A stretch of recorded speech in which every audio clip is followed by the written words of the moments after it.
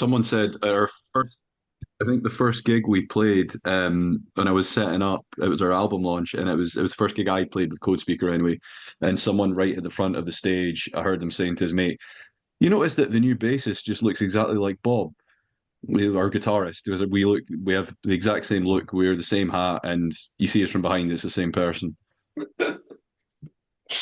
Excellent. Prerequisite for being Yeah, a yeah. To join Codespeaker, you have to have a shaved head and a beard. Yep, At least a that's beard, the yeah. rule.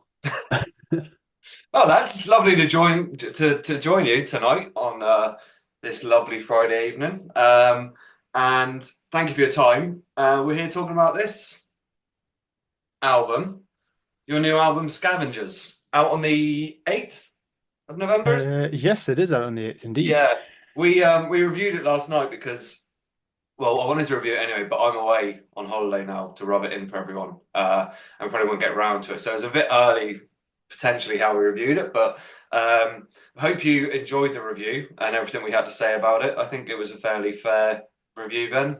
Yeah, I mean, Yeah. very positive review, I would Yep. say. Yeah, It was indeed. Thank you very much. it Really would have been appreciate it. very awkward coming on here if we just slagged it completely. God, why did you write such a shit album, lads? And then still invite us on. Yeah, Come yeah. on, Just slag you for an hour and then go, cheers, guys. No, I mean, on the podcast, I said I absolutely loved your debut, and I can't remember how I came across it. I think someone might have suggested it, but I loved it. And so when this came out, I was really excited. And I've played it so much now that the promo has stopped me playing certain songs. I must have played it too much, which is really frustrating. So I have to get on to viral propaganda and get them to sort it out. But I mean, it's the first album's great, and I was listening to your first album the other day. This is miles above that, if I may say so. And I think one of the things that caught my ear was the sound of it. It sounds so much bigger than your previous debut album. Was there anything you did differently on here? So I mean, like, I guess personnel-wise, the band has changed around quite a Sure. lot. We've got three members in the band now that weren't in when the first album was written and recorded, so there's certainly an element of that. We did record with the same engineer, it's Ped Valiani at Outlier Sound. But I think maybe just kind of the way the songs are written is bigger. There's more going on. There's more layers. There's a lot bigger, more awkward sounding chords that take up a lot more space. Um, it's just it's a bit angrier, kind of more vitriolic than the first album as well. So yeah, I mean we kind of just turned all of the dials up a little bit, I think. Yeah, yeah. It sounds more direct as well, this album, more to the point. Um, like the previous album, as much as I loved it, and I still do, I'm not detracting from that, but like they were fairly expansive compared to Scavengers, and I'm not sure. Again, this could be down to new members, or was it just a specific thing you had in mind when writing the new album? Thing is, a lot of the music this time was written by ideas that Adam, our guitarist, brought in, and his ideas are quite different to, I think, they're not always like standard post metal ideas. So that took the songs in a quite a different direction. Mm. Yeah, definitely. I mean, Ad's a big death metal guy, and that, a lot of that kind of comes across, and there's a lot of different influences in the band. We all listen to like really wide range of music and stuff, so there's a lot of push and pull, but still trying to like balance that with sounding kind of like the same band Mm. while still accepting that we're not really the same band as the first Yeah, yeah. album. So there's a lot of things pulling in different directions to try and get a finished product that we're all, happy with, but still we feel sounds like us a little bit. I mean, like you. I don't want to put words in your mouth, but you must be delighted with the outcome of this album as a band. Yeah, I mean, like, yeah, we're Say no. so it's so strange, um, when when you're writing an album, you're so close to it for so long that you kind of lose all perspective really about like, is this good? Like, have we just made an Yeah. absolute mess for 45 minutes and we're going to put it out in the world? And but you know, obviously, yourselves, a few other people have kind of got back to us and that we've sent the album along to and you know said very nice things about it. So that's a little bit reassuring. There's definitely a little bit of a panic moment when you start sending it out to people. Yeah, yeah. And do you like between either Callum or Greg, whoever wants to answer this? Like you said there, you spent probably God knows how long demoing, writing ideas back and forward. Then you get into the studio and you're listening to the songs over and over. Is there a point of where you just like once it's mixed, mastered, you just don't listen to it for Oh like yeah. Yeah, yeah, months? Yeah, yeah. 100%. I mean, we actually didn't spend that long writing it, really. I mean, a lot of the ideas have been building up over the past couple of years, and they've been some of them for more than that, actually. Like Signum, I think, was been around for about 5 years or something, in various forms. But a lot of the stuff was being sort of building up in our Discord channel for a while, and then when we finally sort of whittled it down and said, "Here are the ideas we're going to make," it was basically written and finalized in that sense since about what was it, like April or May? No, because we started writing I think like about January or something. We had a couple of sessions writing stuff, but then it really got pressurized in the summer, and we really hammered it and recorded it and got it down. And but yeah, by the end of that, I was like, I've listened to this too much. I feel like the deadline. I was like, oh, but there's so much more we could do.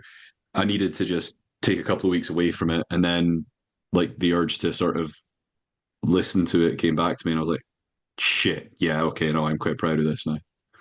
Yeah, Okay. definitely. There's definitely that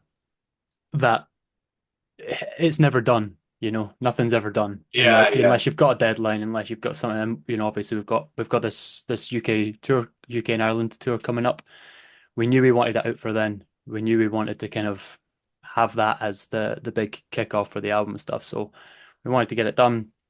Um, but there is always that element of like, should we have gone over that one more time? Should that have been 4 bars shorter? Should that have been what? And you'll just think that forever if you don't have a reason to actually just put it out there and see what people think.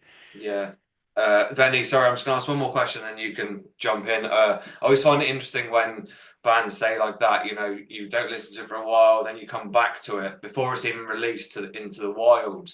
How much of that is annoying for you guys that you sit there and go, oh, why didn't we do that? Or do you actually look at it like that? Or are you just like, it's done, we can't change it? Yeah, I'm Um, quite sort of. I feel like it's there. Those are the songs now, and especially now that we're playing them in rehearsal and in preparation for the tour, they're taking on a slightly different feel. And no, I'm quite pleased with them as they are now. I don't feel like I don't feel like it needs anything extra.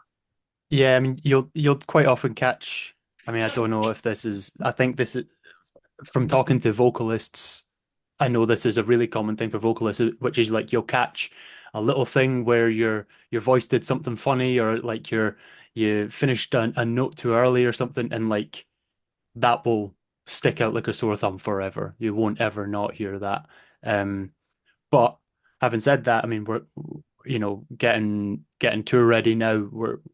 We've kind of gone from battle stations to recording the album into battle stations for prep for the tour. You know, we're not sitting listening to this album for enjoyment at the moment. It's very much listening to this album on repeat so that we can be really good on tour. I like it. But I mean, those tiny little things that you guys notice, it's because you're so close to it, and like for us listening to it, you know, that would never even occur to us. But it's just, I guess, I'm sure all musicians are pretty similar. I mean, talking of the tour, it's a very strong lineup. Like we saw 100 Year Old Man at Art Tangent this year. It's the first time I'd seen them. They're Yeah, fantastic. phenomenal. And yeah, I actually hadn't really listened to them very much before then. But yeah, yeah, I got super into them before gearing up for Art Tangent. So it's a really strong bill. Tell us a little bit about it and what the plans are for it. Um, yeah, so I mean, we've played with them a few times before. They're lovely folk, and obviously extremely talented as well. So we kind of we kind of reached out to them, having chatted about it a couple of times. Oh, we should play more shows, and we play more shows. We said, look, we know we want to do a UK tour, wondering if you guys would like to come along with us, and we'll hit up Ireland, and we'll try and do a few dates around where we can get sorted. Which has been a long time in the making. Like these tours kind of get announced, and you're like, oh, cool, tour. There's 9 months worth of planning to get ready for that part. We had our friend Duncan that runs Red Cross here in Edinburgh, runs the Red Cross Yeah, Festival and things like that. He helped book quite a lot of the tour for us as well. So thank you very much to Duncan for that. But I mean, we've been really really lucky with some of the other bands that we're getting to play with and stuff on this tour as well. Some of the support slots are just really, really cool bands that like I've just been sitting and having on repeat anyway, and then they pop up, the promoters booked them for support, and you're like, oh, amazing, Yeah. So which other bands are playing then? Joey and I were kind of looking at this last night, weren't we? But tell everyone which other bands are playing. Yeah, so I'm gonna have to actually So dig up some of these lists. Uncultivates, Got Grant we've as Yes. got well. Uncultivates, cowboy Uncultivates metal. That's gonna be fun. Cowboy hardcore. It's Yeah, gonna they're be fun every doing night. all the Ireland dates with us, so that'll be really cool. We've got a band called Still that I've been absolutely rinsing recently anyway, and then they got announced for the Leeds show, which will be really cool. Sorry, still as in the whole, guys. Yes. We literally, I Joey's interviewed them friend. last night. Their new album is incredible. Yeah, I've got it on pre-order. So Yeah, oh, they're such good guys as well. They're such nice guys. That's great. yeah, we've got Culk as well in London, and Ian the band as well.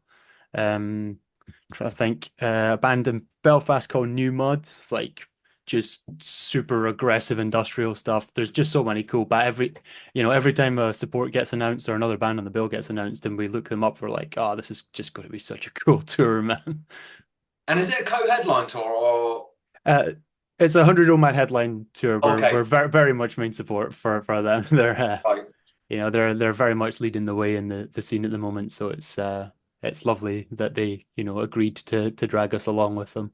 Yeah, yeah. Because when we were recording the podcast last night, I was saying I've never seen Codespeaker like been announced like down south or anything. And Venny said, well, they're actually playing Dublin on the 21st of November. So, and I checked my diary, and there's another gig on as well, which is really irritating. So I'm gonna have to try and play it. But luckily, the venues are quite close to each other, so I might just have to do a dip in and out from them. But I'm absolutely dying to see that. The Soundhouse is it used to be an old another rock bar, and I think Duff McGagan's played there, and like all these sort of bands. So you're in good company when you. Yeah. Yeah, we it's did great play. to- Sorry, go ahead. Go ahead. We did a tour last April last year, April or May last year. We played where was it again? London, Brighton, Newcastle. I Yeah, want there to was say six, Manchester. I want six Manchester. dates on it. Yeah, Oh, yeah. With Void of Light, who are a Glasgow band. They're also absolutely exceptional if you get a chance to give them a spin. Mhm. obviously, I wasn't following the socials enough, Penny. That's on us. I think we're obviously not advertising properly wherever we're doing. And it sounds like you're gearing up a lot of new material for the tour. Yeah. The set list is like it's pretty heavy towards the new stuff. Yeah. Nice. I mean, I guess there's definitely an element of, like I said, there's been some, we've got new members that weren't in when we wrote the first album and stuff. We don't really want to be playing all the stuff that only two of the members wrote. We want to play our stuff with us as a band. So it'll be really nice to go on tour and play stuff that we all, wrote together and contributed to. Is it an album that, like, as I sit here now looking at the track list, that I'm not allowed to listen to anymore because of whatever reasons? I'm not salty or anything, but like this is an album that you could probably play front to back. Yeah, so If Greg has enough breath in him, yeah. Not suggesting that's what you should do, but Yeah, so it's I think it comes to what, about 45 minutes in total or something like that. So yeah, I mean we could, as a headline slot, we could totally squeeze it in. Um I think most of the bills for this tour have four bands on, so it's maybe a little bit of a squeeze for that without Yeah. kicking into 100 man set time. So we'll play the bangers. We'll try and get the good stuff out. I mean, talking of bangers, the track Signum is unbelievable, which is again one of the tracks that I can't listen to because I must have played it to death. I just love that breakdown at the end, and we talked about it on the show. Like it's sort of like this Meshuggah-esque sort of like jarring riff. It's incredible. Absolutely love it. And Venny, one of your favorites was Hecatomb. Is that right? Yeah. Zoom Hetaku. was a weird one because it was that's one that Bob wrote, and it's very sort of more like post metal. Like when we were working on, we sort of workshopped it in the room together, as opposed to some of the other ones. Adam brought in a lot of ideas sort of pre-made, but this one we worked on together. And when we were working on it, Jimmy, the drummer, kept saying it's like, oh, it's like the 28 Days Later soundtrack. It's got that real like ominous, like pursuing kind of feel to it. But when we recorded the music, I was a bit half and half about it. I was like, yeah, okay, it's fine. But then when we heard Greg's vocals on it, just like his relentless vocals and the sample in the middle, it totally changed the feel of the song, and I absolutely love it. So that's going to be in the set list, is what you're saying. Yeah. This Saying is nothing. the, You'll this have to is the come along and beauty of see. what we do is we get to like see you on camera and go, will it be in the set list? And the big smile from Greg sort of just gives it away. So it's great. I'm turning the camera off. Giving away industry secrets here. um, sorry, I had a question then. Like, sorry, I know what it was. The I'm not sure how old you guys are, and I'm not going to put you on the spot, but myself and Venny reached the ripe age of 40 this year. And when we were growing up in the good old days, the UK scene was a hotbed at that time with bands like Rage and Speedhorn, Stamping Ground. Venny will add some more after, I'm sure. But then it sort of like had a bit of a lull. And we seem to now be, the last couple of years, the UK scene is absolutely buzzing, to use the kids' slang, buzzing with incredible bands. And I'm not sure whether you have a take on this or whether something has happened musically or do you know what I mean? Yeah, I mean, I think Callum, I mean, to be fair, myself and Callum have been playing not in bands together, but in bands that have like played with each other since we were 15, 15, probably, yeah. probably on the same little scene. Like for about And 4 years then, yeah? I mean, yeah, yeah, come we'll on. stick with that. That'll be fine. Um, but yeah, I mean, very much so. There was always a little bit of a kind of grassrootsy, small bandy, play to 50 people type thing.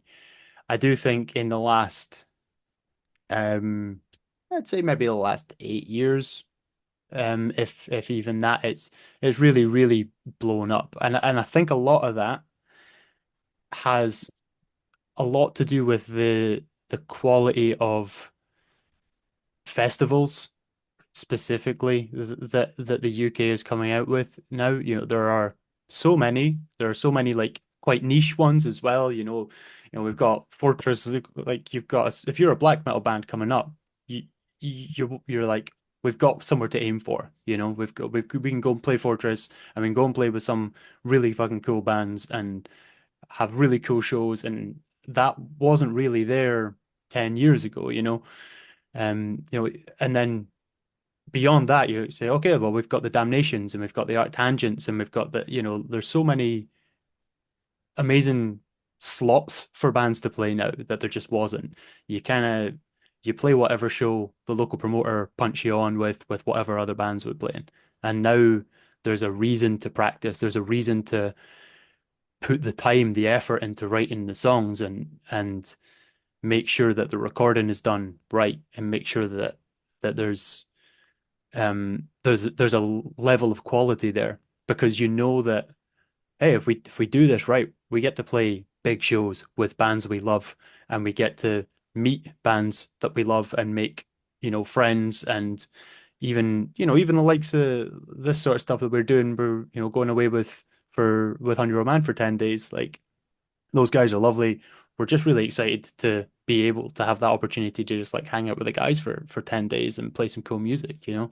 That sort of opportunity wasn't really always there, I don't think. See, they're all. I'm not as sort of connected as Greg is to have as much of an opinion on it, but I think there have always been good bands and there have always been great bands around. But as well as festivals, I think the democratization of recording as well might have something to do with it. 20 years ago, not getting access to a recording studio was prohibitively expensive, so all these good bands would not really go anywhere. But now you can you can have a pretty decent recording setup in your room on just a fairly not a super expensive commercial laptop, and then you can put your music onto Bandcamp and you can work the social medias yourself. And the sort of, for as much as it's all controlled by big companies like Meta, the DIY aspect of it is still pretty possible. It's very possible to push yourselves quite far with just your own effort on that.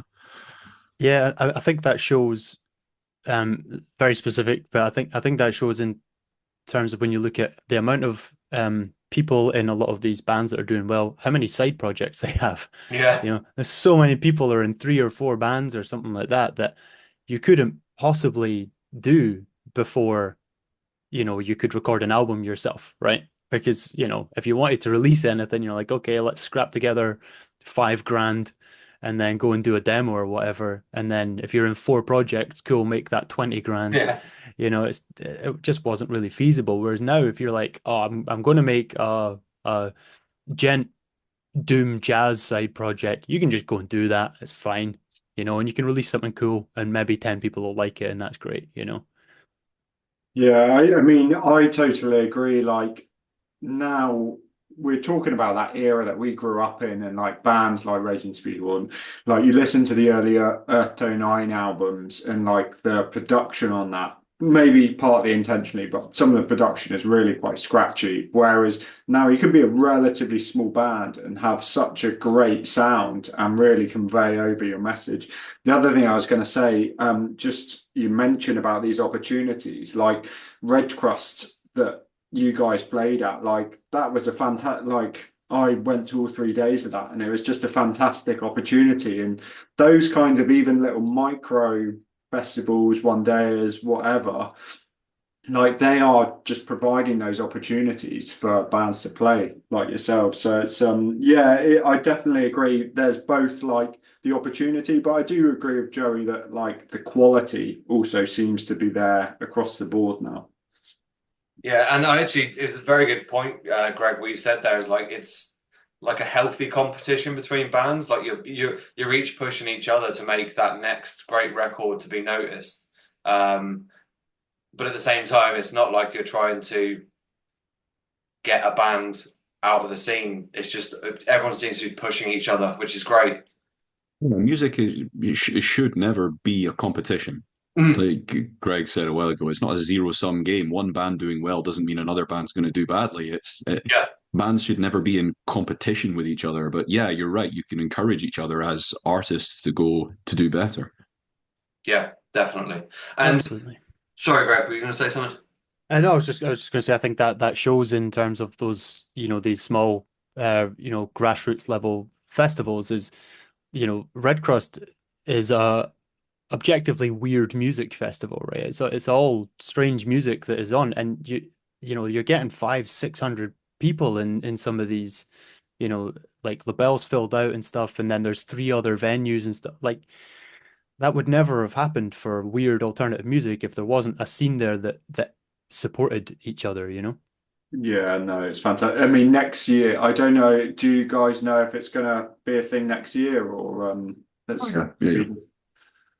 Most they'll be there. I think Duncan works really hard on it, and I'm amazed with what he because Edinburgh's music scene, Edinburgh in particular, has been a Edinburgh's music scene's been a bit of a joke for years. It's been a running joke, like, oh, it's impossible to get anyone to come to gigs, and but Duncan is doing really great work, and particularly with Red Crust and Red Crust Promotions. Yeah, Yeah, we should definitely get Duncan on the show next time it's coming about to chat about it. I only really like being an Edinburgh resident. I only really kind of found out about like the weekend or something before, and I was like, oh, this is amazing. I'm obviously going to be going to this, but yeah, so we should definitely get Duncan on next year when it comes around, I think. And what's the reason? Because obviously Edinburgh's the capital. Why is it the venues or is it the? I'm just generally because Venny's always like, oh, I'm going to see the Ocean, or I'm going to see the Is Murder in Glasgow. in And I'm always Glasgow. like, Yeah, why in like the capital city is it not? yeah. I think it is a venue thing. Like I've not from what I've observed, I think Edinburgh has small venues. You've got like Legends, then like Labelle is seriously underutilized because it's a really good size. We used to have like Studio 24, which was a similar size, which got shut down. Liquid Rooms don't really do many metal gigs anymore. I saw Lamb of God there once. Oh, That was Yeah, fucking, I I was know, there as well. It was great. 2007. So just after they released Sacrament, 2 days before they played Download, it oh, was insane. But they don't really do metal gigs anymore. And above that, you've got like the Corn Exchange, the Edinburgh Academy, which doesn't do much. And then like above that, we're getting, Taylor Swift and Oasis and Billy Joel, massive gigs at Murrayfield, but there's nothing in between. Whereas Glasgow has everything from tiny venues to mid-size to massive. Yeah, I mean, without kind of ringing my big political bell, Edinburgh Council are not good for this. They're historically pretty tough on venues when it comes to um all sorts of just standard venue things, like flats getting built next to venues. People will buy a flat for an awful lot less because it's next to a venue, make a couple of noise complaints, get the venue shut down, and add 20 grand onto the price of their flat overnight. These things have Is happened a that few what happened times. with Studio 24? Like, Exactly. yeah, I thought Absolutely. And the council just don't historically don't really care that much about the alternative kind of grassroots arts scenes in general. If you want to come and see theatre, if you want to come and see orchestras play, Edinburgh Council's got your back, but smaller stuff doesn't really get any support, funding, even protection from homeowners associations. None of that. did Machine Head play Edinburgh, or was it Glasgow they played? Yeah, they played the actually, I saw them at Liquid Rooms as well. Liquid Yeah, Dreams. Yeah, I was That there wasn't that long ago, was it? yeah. No, couple of no, years ago. Yeah. last year, a couple years ago. Yeah. So like that's one out of. But That was when a something like that that was comes around, it's like just Yeah, that was an sound like unusual a sore tour. thumb. It's like They played some tiny venue in Inverness as well, so they were did they not deliberately play going to Fat small Sam's in places. Dundee as well? It's like Yeah. Yeah. unbelievable. I mean, I totally agree with Greg in terms of everything you've said, and I'm sure you know a lot more about it than I do. But I mean, it's difficult when you've got a really big city 45 minutes away as well, with that huge population to draw on in terms of people going out for music and everything else. So I think, if you're a band planning a 5-day UK tour from the US or Europe, wherever, it kind of makes sense to go to Glasgow. But yeah, no, things like Red Cross, that's only going to be helpful in terms of getting more bands, opportunities, getting more people out. So yeah, we should definitely cover that next year, Joey. I'm in. You set it up. We'll do it. So you've got this tour, lads, coming up now, and then it'll be Christmas pretty much. For the future, obviously you've got the album release between now and the tour starting. Is that right? Probably. Yes. Yeah. Yeah. Next year, then, is there anything in the pipeline that you can tell us about or sort of tease us about? No is really the answer. We're pushing pretty hard for some festival slots during kind of festival season. So we'll see what comes of that. To be honest, we kind of want to get back writing again fairly soon. Into the new year. We're not entirely sure we're going to play that, if we're going straight into another full-length album, or something shorter to kind of span the gap and work out what we want to sound like.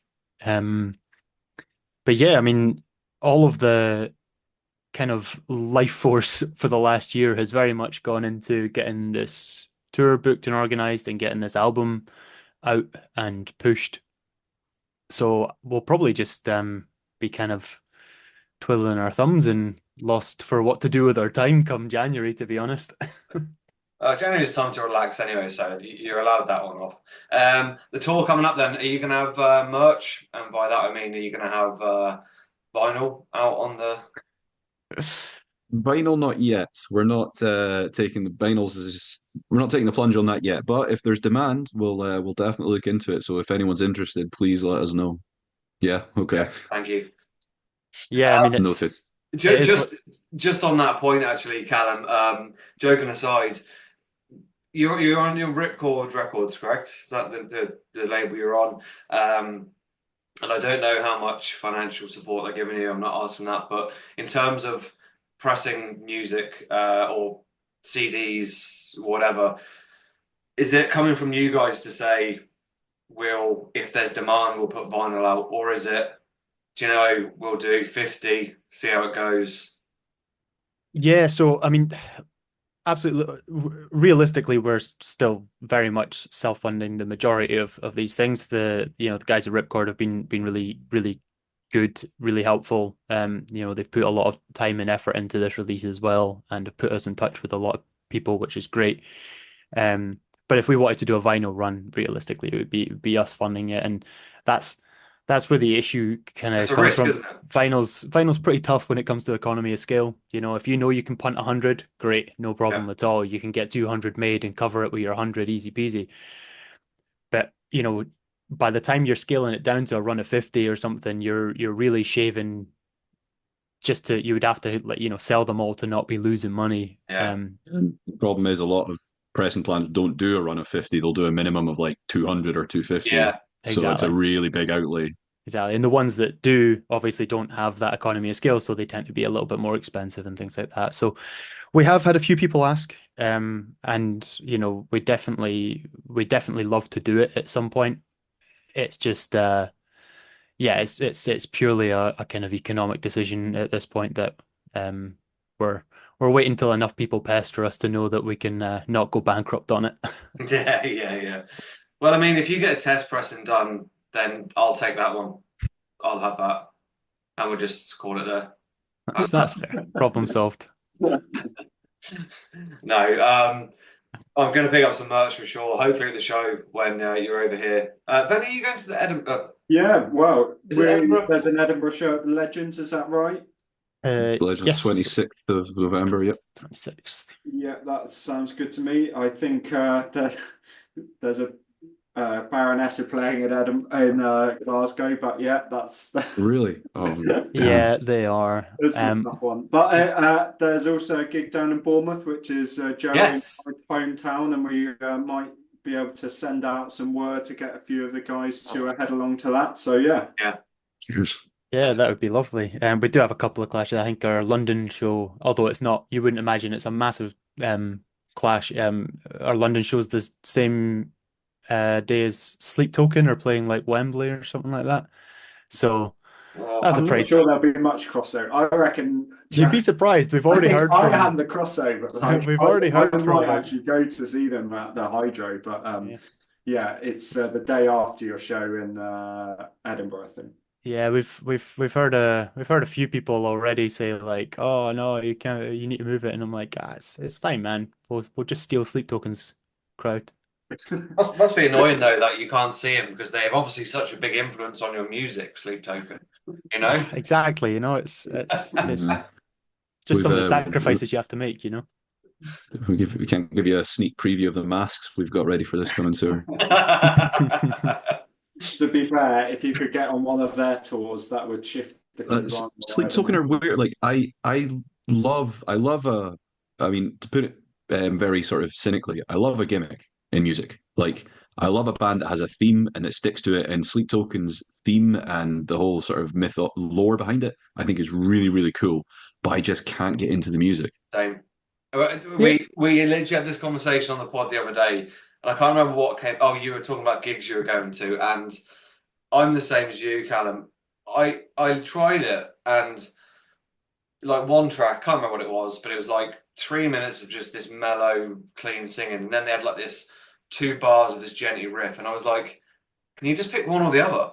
Like, but Venny seems to have fallen. Yeah, look, I'm not going to die on any hills here, but No, I like when they first came out in the first couple of EPs, it really piqued my interest, and then I actually saw them at Art Tangent, which is like now they're playing Wembley, quite a ridiculous thing to think about. And I was really not impressed with that first album that came out. But the last two, I think, are genuinely really good. So yeah, but as I say, I'm not going to go to the cross for them by any means. Yeah. That's two against one, Greg. I'm personally not musically a fan either. I mean, I think that I think you do have to respect what they're doing for the scene, though. Realistically, they've come out, they've done something a little bit weird that obviously has pretty massive popular appeal as well. And realistically, they're a gateway drug for a lot of people in the same way that like Linkin Park were a gateway drug for a lot of people. Like I think that that's a really cool, amazing thing that a band can be as big as they are with the pool that they have now, and then have people go in and listen to them and stuff and then say, oh, well, I quite like that bit where it got a bit heavy. Who else do I listen to for that? And I think that that's a wonderful thing. Straight into my sugar. Yeah, exactly. There you go. No, it is a good point though. It is good that they are being accessible for that scene. I think just when like the diehard metalheads like us growing up in the scene, like with Pantera, Slayer, Lamb of God, etc., which was just hitting hard, and then Sleep Token come in and they do this stuff, and it's like, this isn't metal. And not to be, you do need those, but you need to Bring Me Horizons. You need those bands. So yeah, you're always going to have that. But I think Venny is trying his best to defend this band. Look at him. I don't mind, man. I'm a broad church, so you are. Well, listen, lads, we'll let you go. I know, Greg, you've got to head off to a birthday party at Bannerman's. Callum, I don't know if you're going or what your plans are, but this has been a great chat, and I really hope I get to see you guys in Dublin in a month's time. I'll make sure to scope you guys out, and we can have a little chat on that and pick up some merch. And Venny, you're going to see them. I'm going to see you around, I'm sure. Yeah. Excellent. Thank you very much for having us, guys. It's lovely to meet you. No you worries. And congrats on the new album. You've obviously heard what we thought of it. We think it's great. So I can't wait for the world to hear it. Excuse me. The world to hear it. And then you finally get on that world tour with Sleep Token. It's going to be incredible. Can't wait. Yeah, I mean, they'll make a really good support for us, I'm sure. They will, yeah. No gimmicks from you boys. Just straight up metal. Listen, lads, best of luck with the album release, and we'll see you in like a month or so. Excellent. Look forward to it. Thanks very much, guys. Cheers, guys.